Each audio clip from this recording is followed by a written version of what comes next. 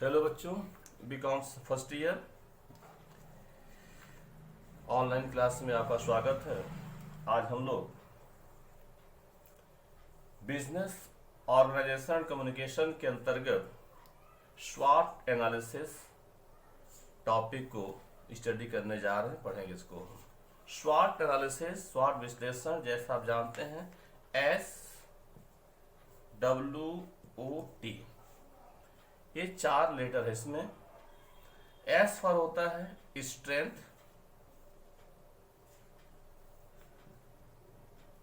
यानी शक्ति, ताकत।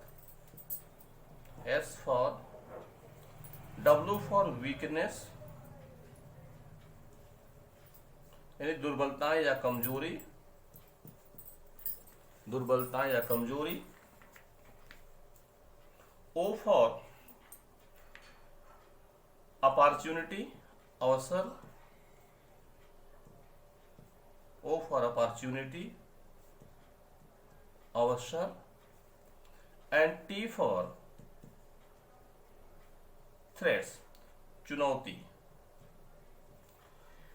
किसी भी संगठन संरचना के अंतर्गत 2 फैक्टर होते हैं। पहला होता है इंटरनल फैक्टर, दूसरा होता है एक्सटर्नल फैक्टर,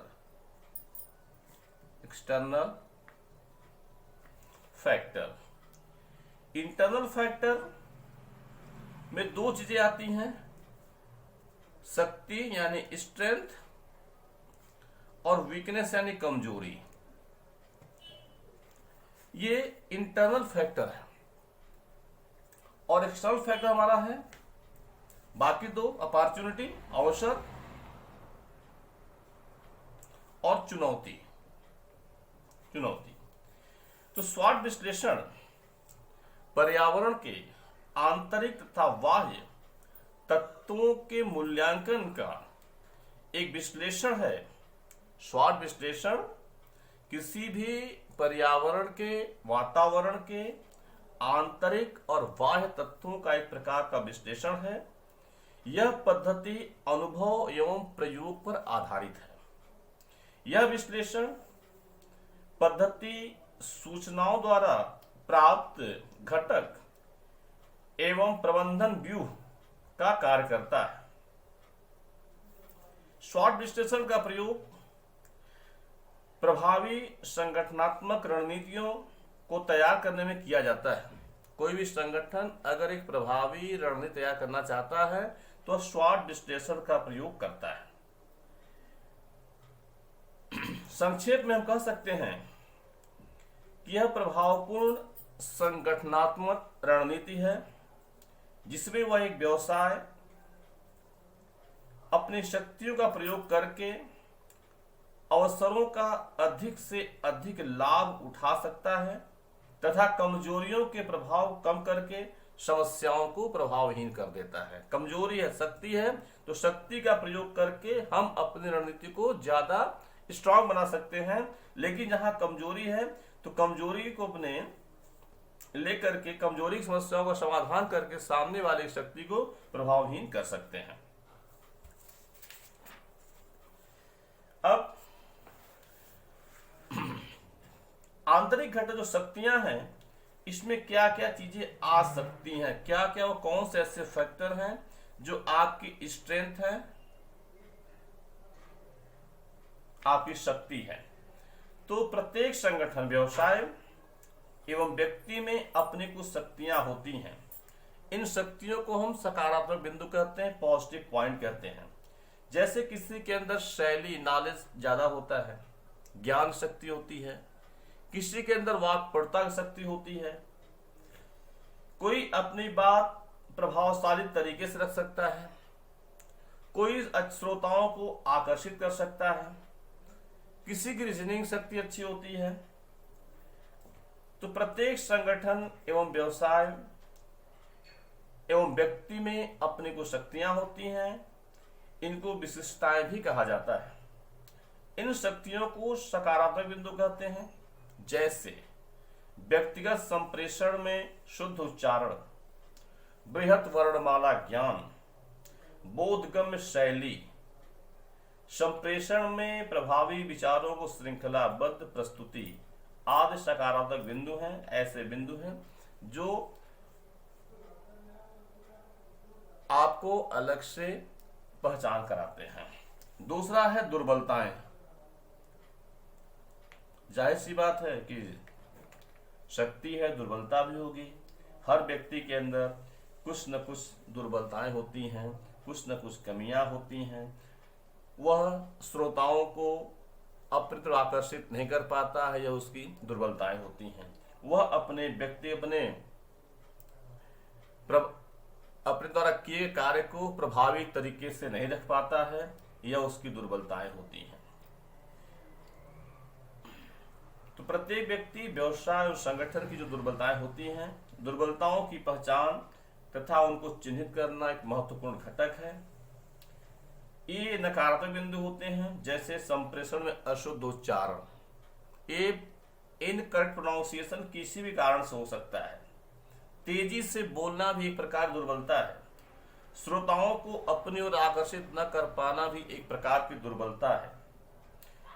अथवा स्वयं अच्छे श्रोता के रूप में धैर्यपूर्वक सुनने का अभाव। अगर आप अपनी दूसरों की बातों को ध्यान से नहीं सुन पाते हैं, उनके द्वारा बताए गए चीजों का अनुसरण नहीं कर पाते हैं, तो यह भी कहीं न कहीं से एक प्रकार की दुर्बलता ही है। दूसरा आता है, तीसरा, चुनौतियां। चुनौतियां जैसा आप जानते हैं कि एक्सटर्नल फैक्टर है, तो समाज एवं बाह्य वातावरण चुनौतियों को जन्म देता है। प्रत्येक व्यवसाय, संगठन अथवा शक्ति को सफलता के पथ पर अग्रसर होने के लिए चुनौतियों को स्वीकार करना पड़ता है। आप लोगों ने शुरू पढ़ा होगा कि व्यवसाय में हर जगह रिस्क होती है। जो बंदा रिस्क लेने से डरा वो सफल बिजनेसमैन नहीं बन सकता है। तो यह रिस्क ही एक प्रकार की चुनौतियां हैं। चुनौतियां ही बाद में अवसर बन जाती हैं। लोग कहते भी हैं कि अपनी कमजोरी को अपनी शक्ति बनाओ, कमजोरी को चुनौती में बदलो। संप्रेषण के वास्तव चुनौतियां ही शब्दों में बाद में अवसर बन जाती है। जैसे संप्रेषण में नवीन माध्यमों खोज, इंटरनेट, ई कॉमर्स, ई बैंकिंग, ये सब चुनौतियां हैं। जो इसके बारे में नहीं जानता है वह सफल बिजनेसमैन नहीं बन सकता है। और अंतिम है अवसर। अवसर का मतलब व्यवसाय की प्रगति में अवसरों का समुचित भाग उठाना महत्वपूर्ण होता है। जो व्यक्ति अवसर चूक गया वो बाद में सफलता प्राप्त नहीं कर सकता है। अवसर का इंतजार करो। व्यवसाय, संगठन एवं व्यक्ति में के जीवन में अनेक अवसर प्राप्त होते हैं। इन अवसरों का समुचित प्रयोग करके ही बुलंदियों तक पहुंचा जा सकता है। वास्तव में अवसर सफलता की ऊंचाइयों तक पहुंचने के लिए सीढ़ी कार्य करता है। कुछ व्यवसायियों में ई कॉमर्स के व्यवसायिक अवसर का लाभ उठाकर व्यवसाय को वैश्विक आकार प्रदान करता है। तो संक्षेप में हम इस प्रकार से कह सकते हैं कि जिस प्रकार प्रत्येक सिक्के के दो पहलू होते हैं, उसी प्रकार प्रत्येक व्यवसाय अथवा कार्यात्मक क्षेत्र भी शक्तियां एवं कमजोरियां अवश्य होती हैं। प्रत्येक चुनौती अवश्य एक अवसर प्रदान करती है। इस विश्लेषण में चुनौतियों एवं कमजोरियों एवं शक्तियों को अंतर संबंध विश्लेषण कहा जाता है और इसी को स्वॉट एनालिसिस भी कहते हैं।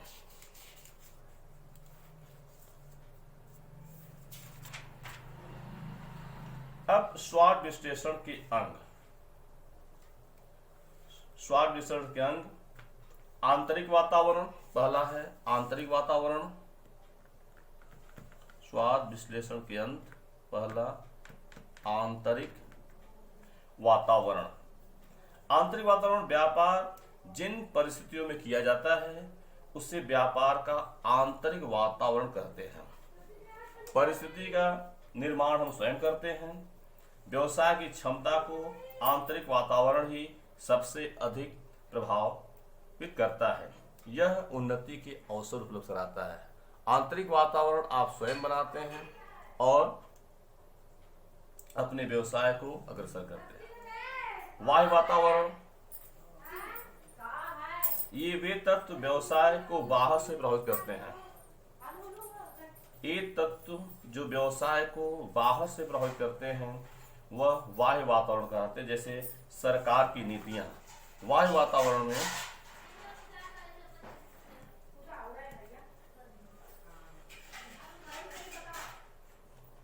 सरकार की नीतियां होती हैं,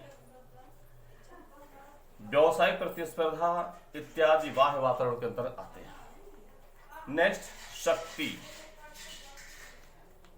ताकत। एक व्यावसायिक संगठन के पास कुछ शक्तियां अथवा क्षमताएं उपलब्ध होती हैं जिनके कारण वह अपने प्रतिद्वंदियों से मुकाबला करता है और मुकाबला करने के लिए अपने आप को सक्षम पाता है और आर्थिक लाभ के अवसर को प्राप्त कर पाता है।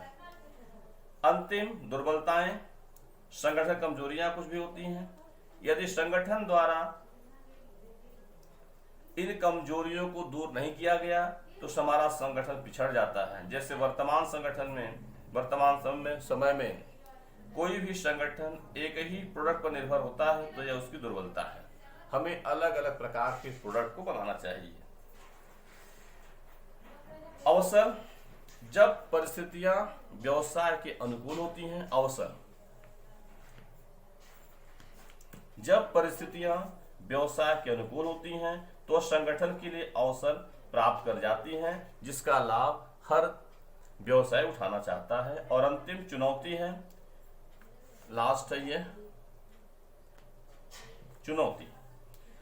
जब परिस्थिति व्यवसाय के प्रतिकूल होती है तो उसके लिए चुनौतियां बन जाती हैं, यानी परिस्थिति आपके अनुकूल नहीं है, आपके विपरीत है तो चुनौती बन जाती है जिसके कारण संगठन में लगातार हानि होती है। यदि किसी व्यावसायिक संगठन के उत्पाद का प्रतिस्थापन बाजार से कम कीमत पर उपलब्ध हो जाता है तो यह उसके लिए एक प्रकार की चुनौती है। इसका इंपॉर्टेंस हम लोग नेक्स्ट वीडियो में पढ़ेंगे।